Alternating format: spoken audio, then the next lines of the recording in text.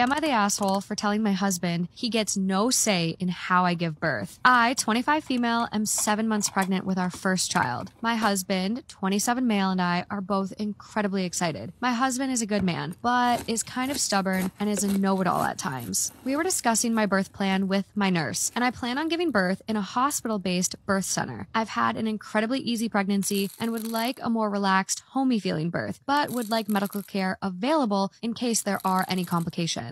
While discussing, my husband kept interrupting me and answering for me, saying what he thought was best. I told him to stop and that this was mostly a conversation between my nurse and her patient, aka me and our baby. He stopped, but got huffy and annoyed the rest of the appointment. In the car, he got mad at me and said he was just trying to help and that this was his baby just as much as it was mine. I told him he's right. We are equal parents, and the minute the kid is out of me, he gets just as much say as I do. But until then, he gets no say in how I give birth, because I am the patient, and this is a medical procedure at its core. His job during labor is to be my support person, advocate for me if needed, and to watch our child come into the world. He told me that was fucked up, and I'm being selfish for saying that this pregnancy isn't about me, and I'm not more important of a parent than he is. This is not the first time we've had this conversation, but it's the first time I've been so blunt about it. He's now giving me the silent treatment. So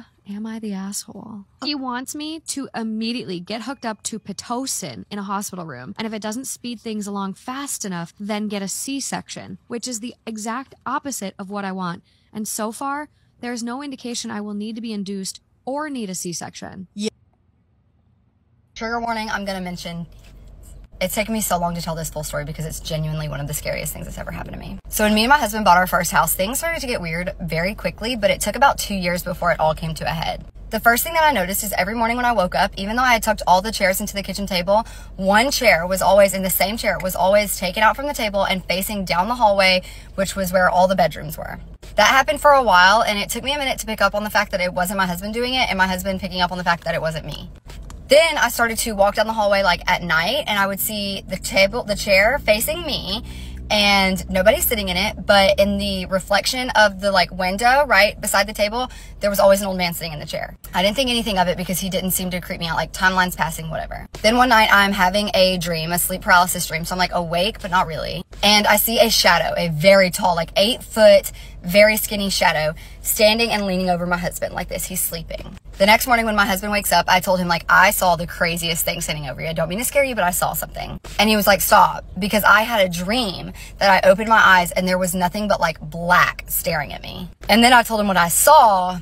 And like, I mean, you just like that kind of coincidence. A few months go by and then we're sitting in the living room, and we had, this is a house that was built in the 60s. So we had this like big bay window in the living room, and we were on an acre, and basically all of that acre was our front yard. And we hear scratching on the front window, on the outside of the front window. And it wasn't anything like a raccoon, or it could have been anything like that. We were still in a neighborhood, and that just wasn't something we often saw. I mean, the front porch was literally like this big. I wouldn't even call it a porch. So me and him get kind of like uncomfortable and weird. We're like, let's go back to the bedroom. We go back to the bedroom and we lay down, and all of a sudden we hear such a loud bang. We thought that both of our bookshelves, we had like 8 foot tall bookshelves in our living room with all the, we collect old books and like all the old National Geographics.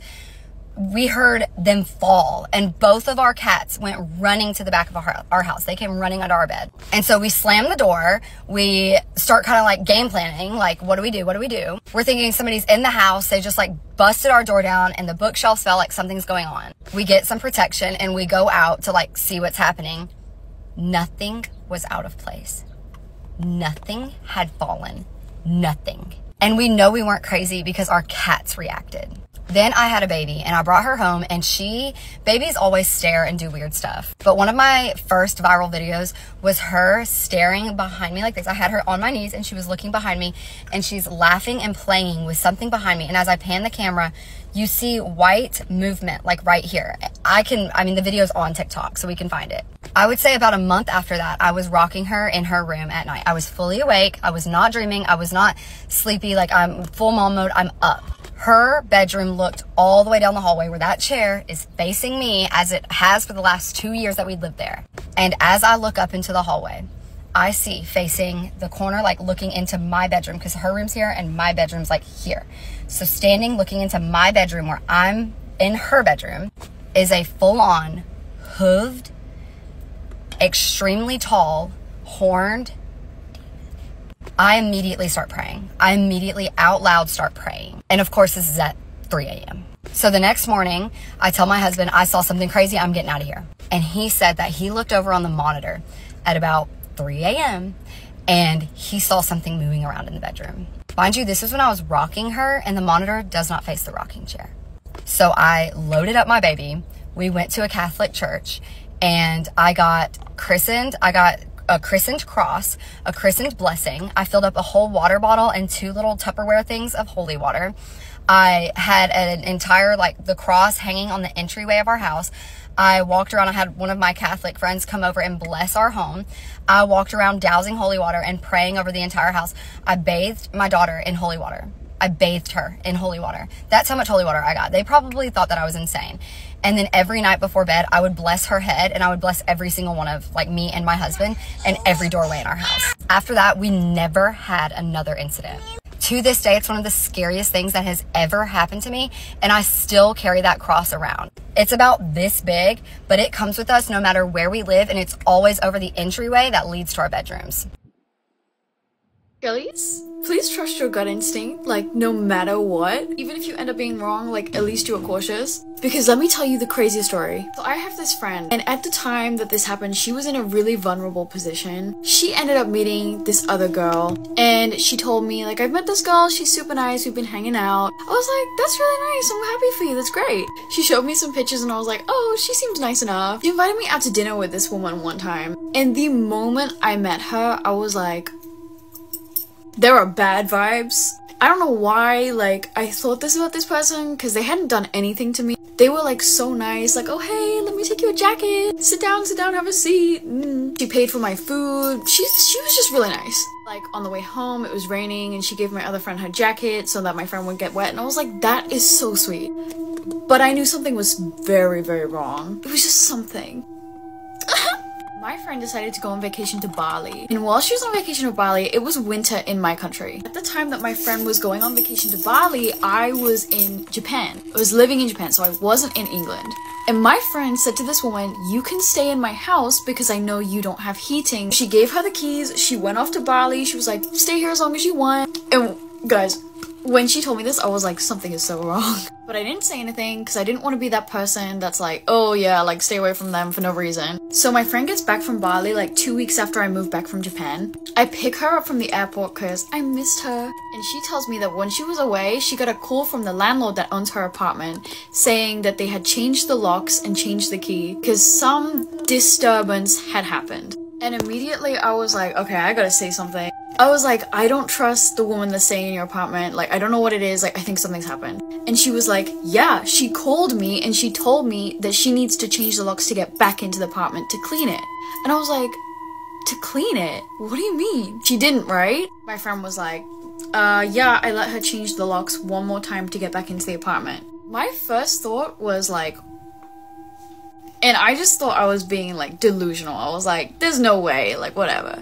Anyway, we stayed in London for a little while and then we went back to go check out her apartment. When we got into her apartment, there was like hair, like all rubbed into the carpet, like everywhere, like loads of hair. This woman had ransacked my friend's house, stole all of her expensive stuff, stole all of her nice clothes. She had also stolen like documents, important documents, medical documents, just really random stuff. So I helped my friend clean her house and it took us 3 days to clean everything. On the second day that we're cleaning, the landlady, she stops by the house to talk with my friend that owns the apartment. She said that the disturbance that happened was a really bad odor coming from this house. And she said it was so bad that all of the neighbors could smell it. Everybody in the apartment block, upstairs, downstairs, everyone on her floor could smell it. And it was so bad that they had like multiple reports for it. So the landlady was like, I thought you like in your house. When we opened the door, there was a girl living in there. She told us that you were away on vacation and she was just cleaning your house and you'd left out a packet of meat and it was rotten. And I was like, ain't no way a packet of bacon smells so bad that everyone on her floor can smell it, the upstairs can smell it, and the downstairs can smell it. There's no way. So my friend is cleaning the living room. I'm like, let me clean your bedroom. I go to clean her bedroom. There's hair everywhere. And by the way, the hair that was rubbed into the carpet was black hair. And this girl was blonde, so I know it wasn't hers. She was also an immigrant to the country, so she had absolutely no friends. She had no connections in our country so far. And I'm only telling you that because it's important later in the story. So when I'm in the house, I'm getting this really bad, like, vibe. There's no way that happened here. I'm being delusional. Anyway, I moved the rug in her bedroom, and guess what's underneath it? Nice big patch of blood. But it wasn't like super vibrant. It looked like it had been washed with something. Hell no, like, I was right, something happened here. So, my friend tries to get in contact with the girl. She ends up FaceTiming her, and the girl said, I'm back in my country. She was just like, randomly, I went back to my country. I just went back to my country. This makes no sense because she was planning on going to college in my country. Anyway, I think my friend ended up contacting the police for the stolen stuff and also for the on the carpet. But anyway, yeah, girlies, trust your gut instinct. Never know, there might be a... So this woman has her own daughter kidnapped, hoping that she can collect some reward money. Now her name's Karen, and Karen lives with her boyfriend, this guy, Craig. But one day, Karen discovers that Craig has been secretly looking at some content on the internet that suggests that he might be a P3DO. And Karen is shocked and disgusted, and she's like, okay, I gotta leave this guy. But there's a problem. Karen can't just leave. She can't afford to support her family on her own. She's on welfare and she's got 7 children. But then, one day, all that changes. When Karen allegedly sees a news update. And it's about a child who's gone missing in Portugal. And they're offering a big reward for that child's return. And Karen has no idea where that kid is, but this gives her a crazy idea. And there she comes up with what I can only refer to as the worst plan ever. Karen plans to hide one of her kids, and then she's going to tell everyone the kid is missing. And then authorities or whoever will offer a big reward for her kid's return, and from there she'll have someone pretend to find the kid and collect the reward money. And then she and that person will split that reward money. And once she gets that big reward money check, then she'll be able to afford to take all her children and leave Craig, the alleged P3DO. Like I said, worst plan ever. Regardless, Karen definitely needs help pulling off this scheme. So she reaches out to the shadiest guy she knows. This guy, who we'll call Uncle Mike, because Uncle Mike just happens to be Craig's uncle. Anyway, she reaches out to Uncle Mike and explains her plan, and that she needs him to be the fake kidnapper. And Uncle Mike's like, right, I can do that. Then Karen chooses her most photogenic kid, her daughter, Shannon. Shannon is 9, so they're all set, and the next day, Karen and Uncle Mike set their plan into motion. So it's a normal day, and poor Shannon, she's walking home from school. And as she's walking, Uncle Mike, out of nowhere, just pulls up next to her in his car. And he gets out, and then bam, he shoves Shannon in the car. And then he gets in, and he speeds away back to his apartment. And there is where he imprisons her. He sedates her so she won't make noise, and he tethers her to a beam in the ceiling with like a leash so that she can't leave the apartment. It's awful. Meanwhile, Karen calls police and reports Shannon missing. And pretty quickly, everyone scrambles to find this 9-year-old girl. Police are looking, the whole neighborhood launches a full-on search, and they're canvassing her face on posters, banners, t-shirts. And this story is all over the news. And Karen, in all her audacity, goes on TV and pleads for Shannon to be found. Shannon, if you're out there, please, darling, come home. I love you so much. Me and your dad, your brothers. And so weeks go by, and police still have no real leads. It's almost like Shannon just vanished into thin air. Until one day, Uncle Mike gets a call from one of his relatives who's like, hey, I just got interviewed by the police about that missing kid. Did they call you? And Uncle Mike's like, no, and I'd like to keep it that way. And when relative hangs up, he's like, well, that was strange. So he immediately calls the police and tells them about it. And police get suspicious. They want to talk to Uncle Mike. So they go to Uncle Mike's apartment and they knock on his door, but no one answers. But Uncle Mike's neighbors are like, he's definitely in there, and we've been hearing some strange noises from that flat, isn't it? So police are like, alright, and then boom, they just bust Uncle Mike's door down and they rush inside and they search the whole apartment, but they don't find anything. Then they hear a little girl's voice, and it says, "Stop it, you're scaring me." So they follow the voice, and they look in a hidden compartment under the bed. And there, finally, after being missing for 24 whole days, they find Shannon there, hidden with Uncle Mike. So they arrest Uncle Mike, here's his mugshot, and he totally just snitches on Karen, so then they go arrest her too. Here's her mugshot, and then Uncle Mike blames Karen for all this, and Karen blames Uncle Mike for all this. Yeah, they both seem like really solid people. But anyway, both of them are sentenced to 8 years in prison. Meanwhile, while police are searching Karen's apartment looking for evidence against her, they find images on Craig's computer that confirm that he's a P3DO. So they arrest him too, and here's his mugshot. Not a bad ending, and all this happened in West Yorkshire, England, so shout out to England. Am I the astronaut for refusing to see my husband on his birthday? It's my husband's birthday next week, a few days after his sister's. His sister messaged me asking if I had any plans for him this weekend and whether we would like to come and see her and have a joint birthday get-together. She lives 5 hours away, round trip. I said, sure, that sounds great, and that I had no plans for him this weekend, but I am doing something special on his actual birthday. I do have something on with my friends on Saturday morning, but this is literally 1 hour and did not impact us potentially seeing his sister at all. This is relevant later. I spoke to my husband about this, and he said he wanted to do something, just him and I, for his birthday. Ergo, dinner, spend the day together, etc.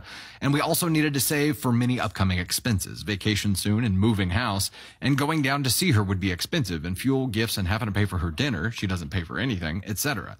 I told him I already told her we were free, so he said that he would call her and handle it, and make up an excuse that he was seeing his own friends this weekend and couldn't make it. I agreed to this. He called her. And then after the call, he told me he had actually not told her he was free this weekend, but he told her I was not, and that I was actually going to see my friends. He said his sister was surprised and said, "Oh, but she didn't mention she was busy." This put me in such an awkward position. His sister told him it doesn't matter if I'm busy and for him to come and see her anyway. I asked him why he changed the whole story and pretty much threw me under the bus. He said he felt sorry for her on the phone and didn't want to spend her birthday without him, despite telling me a whole different story just an hour ago. And that it was fine if he changed his mind. I do recognize it's okay for him to change his mind and actually decide to see her. I feel massively betrayed. It's like he told me one thing and her another. And I told her I was free on the weekend, and he said I'm busy with friends, making me look like a liar. He said we weren't going to see her as we were saving up, but then totally flipped on the phone. He called me selfish and cold and two-faced, saying I'm fake to his sister and asking why I have a problem with him seeing her. The problem is really how he handled all of this, and he has pretty much stopped me from going too by telling her that I'm busy. I told him I refuse to plan anything for his birthday now. I'm just so hurt and feel betrayed. I told him I don't want to see him this weekend, so all the plans are out the window. Am I the astronaut?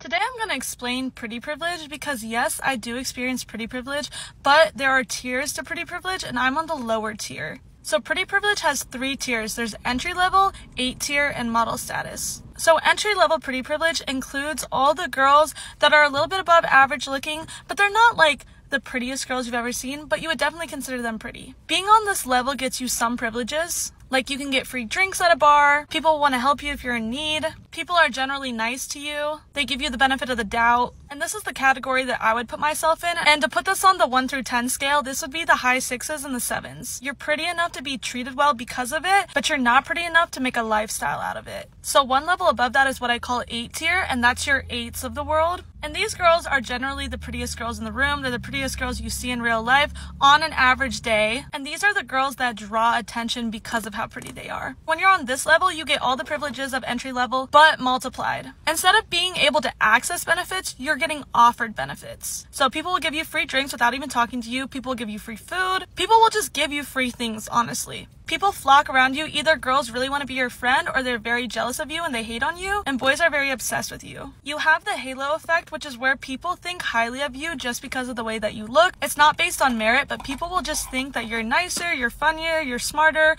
all because of the way that you look. These girls are immediately likable because of how pretty they are, and they experience the world differently than everybody else does. And the final pretty privilege tier is model status. And that's going to be your 9s and 10s. These are going to be the people that you almost never see in real life. These are the people that you see on social media, that you see on your TV. These are models, these are celebrities, these are influencers. These people make a living off of how pretty they are. They have the halo effect times 1,000, and people want to do things for them just because of how pretty they are. they can get almost anything for free. They can get anywhere for free. They can get into the upper echelon of society just because of the way that they look. Now, why did I just explain all this? Because people like to comment on my videos saying, oh, the reason that happened to you, the reason that you got this thing, the reason that people were nice to you was pretty privilege. It has nothing to do with you and what you did. It's all about the way that you look. And while pretty privilege gets my foot in the door, I've learned how to maximize my pretty privilege by being socially adept and by surrounding myself with people that are prettier than me. Being an entry-level pretty privilege doesn't automatically mean that people are going to give me things or be nice to me because of the way that I look. But it does mean that because of the way that I look, I have the ability to manipulate them in specific ways to get a certain outcome and to get the things that I want from them. It's not a given, but being pretty is a tool that I can use to my advantage. For those who do not have children, I have a 20-month-old, and before you get mad at me, that's 4 months shy from 2 years old, which means she's over 1.5 years, but she's not quite 2. And I want to say that specifically because I need you to know how old this person is that is going to come with all the tales I'm about to tell you. Now, all we did was go to a taqueria, okay? We went to a taqueria here in town. Our town is teeny tiny, and we're taking our teeny tiny person. We're not expecting big things. However, that's where I fucked up. I was wrong. Starting off strong, she decides to learn the word cactus on a whim. She's like, cactus. And I'm like, cool, I love that for us. And then she's looking around and she's like, cactus. And well, can you say cacti? And she's like, cactus. And I'm like, close enough, you're right. You can say cactus. I love that for us. Obviously, we don't sit down very long before someone comes up and they start giving us menus and giving us chips and salsa. Before the chips hit the table, my toddler's like, chips? And I'm like, yeah, girl, calm down. She grabs a chip and then the dip gets set down. It's salsa, though, obviously. And she goes, dip? And I'm like, that's spicy. And she's like, dip? And I'm like, okay, we've never sat here and ate this dip before, so we're gonna learn together the burn meter and how you handle that. But fucking pop off, sister. So she's all spicy, and I'm like, I love that you know that word. Do you know what it means, though? She didn't give a shit, all right? 1, it was spicy as fuck, and 2, she didn't care. She downed that chip. More dip, more, the angry more. And then here's the kicker, all right? My husband was like, let's get margaritas. Obviously we're fucking white people out at Mexican food. You think we're not gonna order margaritas? You're wrong. We're ordering margaritas. So our margaritas come, and immediately my toddler is like, I had drink, peace. And I'm like, no, it's a mommy drink. Peace. It's a mommy drink. Peace, mommy. Peace. I drink. And I'm like, you can't have it. It's like beer. I have beer. And I'm like, you can't be shouting that in a fucking taqueria, for one. So now she's having a meltdown, and I'm like, it's okay. Like, now I'm panicking inside. I'm like, this is why we don't fucking go out to eat. Like, it's okay. Like, trying to, I'm first generation gentle parent. I'm just trying to assess the situation and adapt and overcome in the wild. And then suddenly she goes, all of a sudden a new song comes on, and we don't speak Spanish, so I don't fucking know the name of the song, but homegirl's, Mama, I dance. Mama, down, I dance. And she scrambles out of my arms and gets onto the fucking floor of the restaurant, and she starts fucking Esta baila cumbia. Like, she doesn't give a shit, all right? She's just like, ah. And I'm like, what happened in your past life that I wasn't a part of, that I feel like I should have been? That sounded like a good ass time. I love that you're bringing it to the present life, but also we're trying to eat dinner right now. Can you sit back down, my love? Let's bitty bom bom at home, all right? So then we're just finishing our food. Luckily, we're not those people that just gonna let our kid run wild. The restaurant was empty, all right? And like I said, it's a small town taqueria. So we were literally the only people in here. And when I say she got down to dance, she was literally standing right behind me. Don't fucking get mad at me, all right? I was making sure my child was contained and all the things. Now the waitress is clearing tables. They're starting to do dishes in the back. And my husband just makes a joke because we're talking to a 1-year-old. We don't know what she's all comprehending. Turns out it's everything. He's like, oh, they're gonna go do dishes. She's like, I did dishes. She just gets up and she's trying to leave the table again to go fucking help do dishes in the back. And I'm like, girl, we are visitors at the restaurant. I love that at home you help me do dishes. This is the one place we don't have to do that, though, girl. Sit your ass down. Finally, after like 45 minutes, obviously all hell's breaking loose and we gotta get the hell out of there because it's a toddler and we can no longer keep her contained to the table. I'm hoofing down my fucking chips and salsa, the molcajete, everything is fucking delicious, but now I'm trying to chug my fucking margarita that I barely got any sips of because I was trying to calm her ass down. I'm chugging it, I'm getting a fucking brain freeze. She's just like willy-nilly like dancing, and my husband's like, I think we need the bill, I'm gonna go pay. He takes her to go pay. I look over as I'm getting a fucking brain freeze from my margarita. She's like squished over like in his arms like a football because she's trying to grab everything. She's trying to grab the cactus, she's trying to grab the pet, like just everything, and I'm just like, oh my god. And she comes back to the table and she's like, I pooped. And don't get mad at me. Like, you would think someone who is able to tell you that like they can poop can start to potty train, and trust me, I be trying. But if anyone has tips to potty train someone who's not yet to, fuck dude, it was a lot. We survived. It was actually one of the funnest like little evenings out we've had. We haven't taken her out in a really long time. I was really scared, and it was a lot of fun. And to see her little big personality just like come out, and she doesn't have my shyness, it's like, wow, that's really cool. But also like, oh my god, what is it like to just be like the life of the party like that? Because it took me 30 fucking years to be comfortable alone in front of a camera and posting it online, and she's over here just like, Mama, I dance. My daughter doesn't like her stepmom and asked me not to invite her to her birthday party. Now I'm accused of trying to destroy their family. I, 32F, divorced my ex-husband, 36M, 6 years ago when our daughter, 9F, was 3. He came to me one day and confessed that he had fallen in love with one of his co-workers, who I'll call Melissa, and wanted to chase what he felt in his heart. He got remarried, and they now have a son, 6M, who is the half-brother to my daughter. My daughter's birthday is in 9 days. I was going over things for her birthday with her, like the theme and the cake, but when we were going through the guest list, she looked anxious. When I asked what was wrong, she told me that she did not want to invite Melissa. I asked her why, and she explained to me that Melissa would make weird comments sometimes around other parents or to her. For example, when Melissa would pick her up from her dance lesson, she would hear Melissa say things like, "That's why I prefer boys, girls only like pink and tutus," calling her a brat, and other things. She also told me that every time her half-brother would do something to annoy her, like breaking her toys, calling her names, starting a fight, etc., Melissa would always defend her son and punish her every time, saying boys will be boys or something along those lines. I asked about her dad, and she said that she does that even when her dad is around, because he is always in his office, so it is like a free pass. Later on, I called her father. He asked for the date of the party, since her real birthday lands on a school day, and I told him that his wife was not invited. I think I was on loudspeaker, because I heard Melissa screaming at me, claiming that I'm trying to destroy her family. I promptly stated that I would be open to speaking more about the matter in a private setting, and hung up. Am I wrong for not inviting my ex-husband's wife to my daughter's birthday party because she told me not to? Edit. We have a 50-50 custody agreement. My daughter explained to me that she never told her dad that she didn't want to invite her stepmother, because she was scared of ruining her father's marriage, because he seems happy. Update 1. So, a lot happened. First of all, I met my ex for lunch alone. I explained everything that my daughter told me. At first, he was defensive and told me that she was overreacting. I replied that even if that were true, his relationship with his daughter is at risk. I gave him a choice: fix the problem or I go back to court for more custody. On Friday, when I came to pick my daughter up at his house, I talked to her in private, and she told me that her dad spent a lot of time with her that day. He picked her up from school and dance class, helped her with her homework, and played games with her. Melissa then told me that she accepts not going to the party, but still wanted to see my daughter blow out her candles for her birthday. She baked a cake and asked my daughter if she was okay with doing it before leaving. She seemed okay with it, so all of us gathered around the cake. When my daughter blew out the candles, her half-brother decided that the good thing to do would be to smash my daughter's face into the cake. To be honest, if this were not a kid, I would be in prison. He and Melissa burst out laughing while my daughter was crying. Melissa then told her that she was being dramatic and emotional. We got into a heated argument, and to my surprise, my ex-husband was on my side, saying that it was not okay.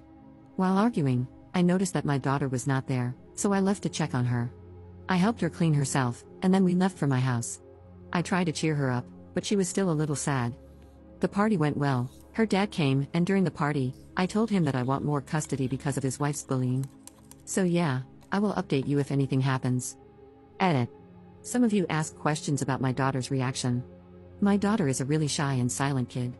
Except for me and her dad, She does not talk unless spoken to, or if you bring up a subject that she likes. When something upsets her, she just stays silent and cries. It's always been like that, and it is what she did. She was crying the entire ride back and went to her room as soon as we got home.